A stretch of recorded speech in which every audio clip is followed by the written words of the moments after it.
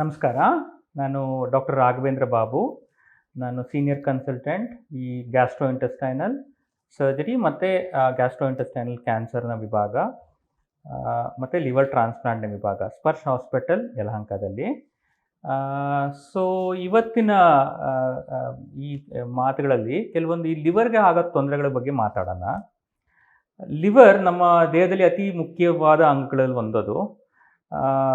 ಅತಿ ದೊಡ್ಡ ಅಂಗ ಬೇರೆ, ನಮ್ಮ ದೇಹದಲ್ಲಿರೋ ಅತಿ ದೊಡ್ಡ ಅಂಗ. ಸುಮಾರು ಕೆಲಸಗಳಿಗೆ ಲಿವರ್ ಬೇಕಾಗುತ್ತೆ. ನಮಗೆ ಗೊತ್ತೇ ಇರೋದಿಲ್ಲ ಇಷ್ಟೊಂದು ಕೆಲಸ ಮಾಡ್ತಾ ಇದೆ ಲಿವರ್ ಅಂತ.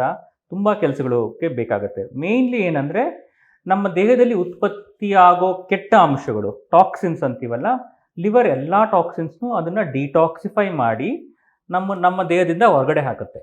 ಸೊ ಅದು ತುಂಬ ಇಂಪಾರ್ಟೆಂಟ್ ಆಗಿರೋ ಒಂದು ಕಾರ್ಯ ಲಿವರ್ ಮಾಡೋ ಅಂಥದ್ದು.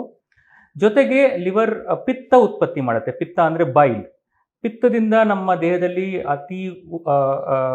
ಈ ಅಬ್ಸಾರ್ಪ್ಷನ್, ನಾವು ಊಟ ಮಾಡಿರೋ ಫ್ಯಾಟಿನ ಅಬ್ಸಾರ್ಪ್ಷನ್, ನಾವು ಊಟ ಮಾಡಿರೋ ಈ ವೈಟಮಿನ್ಸು, ನಮ್ಮ ದೇಹದಲ್ಲಿ ಬರೋ ಎಲ್ಲ ಸುಮಾರು ವೈಟಮಿನ್ಸ್ನೆಲ್ಲ ಪಿತ್ತದಿಂದನೇ ಅದರಿಂದ ನಮ್ಮ ದೇಹದಲ್ಲಿ ಅಬ್ಸಾರ್ಬ್ ಆಗಿ ಅದನ್ನು ಉಪಯೋಗಕ್ಕೆ ಬರೋದು. ಸೊ ಲಿವರ್ದು ಸುಮಾರು ಕಾರ್ಯಗಳಿದ್ದಾವೆ. ಹೇಳ್ತಾ ಹೋದರೆ ಒಂದು 100ಕ್ಕಿಂತ ಜಾಸ್ತಿ ಕಾರ್ಯಗಳಿದ್ದಾವೆ ಲಿವರ್ ನಮ್ಮ ದೇಹದಲ್ಲಿ ಮಾಡೋ ಅಂಥದ್ದು. ಬಟ್ ಇಂಪಾರ್ಟೆಂಟ್ ಇವು ಫಂಕ್ಷನ್ಸ್ ಲಿವರ್ದು. ಸೊ ಲಿವರಲ್ಲಿ ತುಂಬ ಥರದ ಕಾಯಿಲೆಗಳು ಬರ್ಬೋದು. ನಾವು ಕಾಮನ್ ಆಗಿ ನಾವು ನೋಡೋದು ಈ ಕುಡಿಯೋದ್ರಿಂದ ಲಿವರ್ ಹಾಳಾಗೋ ಅಂಥದ್ದು. ಬಟ್ ಈಗಿನ ಕಾಲದಲ್ಲಿ ಬರೀ ಕುಡಿತದಿಂದ ಅಷ್ಟೇ ಅಲ್ಲ, ಬಾಕಿ ಬೇರೆ ಸುಮಾರು ತೊಂದರೆಗಳು ಲಿವರ್ಗೆ ಆಗ್ತಾ ಇದೆ. ಎಸ್ಪೆಷಲಿ ನಮ್ಮ ಈ ಮಾಡ್ರನ್ ದಿನಚರಿಗಳು ನಾವು ಮಾಡ್ತೀವಲ್ಲ, ಲೈಕ್ ನಮ್ಮ ಫುಡ್ ಹ್ಯಾಬಿಟ್ಸ್ ಚೆನ್ನಾಗಿರೋದಿಲ್ಲ. ಈ ಬರ್ಗರ್ಸು ಜಾಸ್ತಿ, ಫಾಸ್ಟ್ ಫುಡ್ಸು, ಫ್ರೈಡ್ ಫುಡ್ಸು ಜಾಸ್ತಿ ತಿಂತೀವಿ. ಅದರಿಂದ ಲಿವರ್ಗೆ ಫ್ಯಾಟಿ ಲಿವರ್ ಅಫೆಕ್ಟ್ ಆಗಬಹುದು. ಈ ಫ್ಯಾಟಿ ಲಿವರ್ ಅಂದರೆ ಏನು ಅಂದರೆ, ನಮ್ಮ ಲಿವರ್ ಒಳಗಡೆ ಈ ಫ್ಯಾಟ್ ಗ್ಲಾಬ್ಯೂಲ್ಸ್ ಹೋಗಿ ಸೇರ್ಕೊಂಡ್ಬಿಡ್ತವೆ.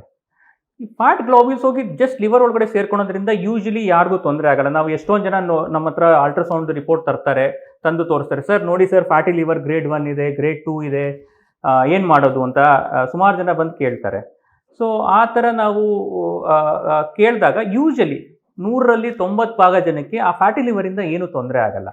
ಬಟ್ ಕೆಲವೊಬ್ಬರಿಗೆ, ಇನ್ನೊಂದು 10% ಜನಕ್ಕೆ ಈ ಇದು ಇಂಥವ್ರಿಗೆ ಆಗಬೇಕು ಅಂತಲ್ಲ, ಯಾರಿಗೆ ಬೇಕಾದರೂ ಆಗ್ಬೋದು. ಫ್ಯಾಟ್ ಇರೋರಿಗೆ, ಫ್ಯಾಟಿ ಲಿವರ್ ಇರೋರಿಗೆ ಆ ಫ್ಯಾಟು ಇಂದ ಲಿವರ್ ಸೆಲ್ಸು ಡ್ಯಾಮೇಜ್ ಆಗೋಕ್ಕೆ ಶುರುವಾಗುತ್ತೆ.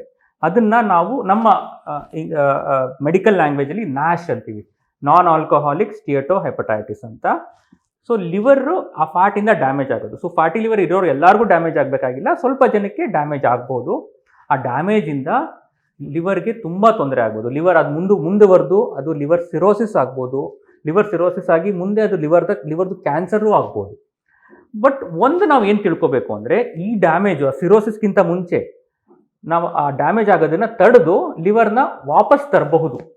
ಕರೆಕ್ಟ್ ಟೈಮಿಗೆ ಅದನ್ನು ಡಯಾಗ್ನೋಸಿಸ್ ಮಾಡಿ ಅದನ್ನು ಟ್ರೀಟ್ಮೆಂಟ್ ತೊಗೊಂಡ್ರೆ ಅದನ್ನು ವಾಪಸ್ ತರ್ಬೋದು. ನಮ್ಮ ದೇಹದಲ್ಲಿ ಲಿವರ್ ಬಿಟ್ಟರೆ ಬೇರೆ ಯಾವ ಅಂಗಕ್ಕೂ ಈ ಥರ ಶಕ್ತಿ ಇಲ್ಲ. ಸೊ ಆ ಲಿವರ್ಗಿರೋ ಶಕ್ತಿನ ನಾವು ಉಪಯೋಗಿಸ್ಕೋಬೇಕು.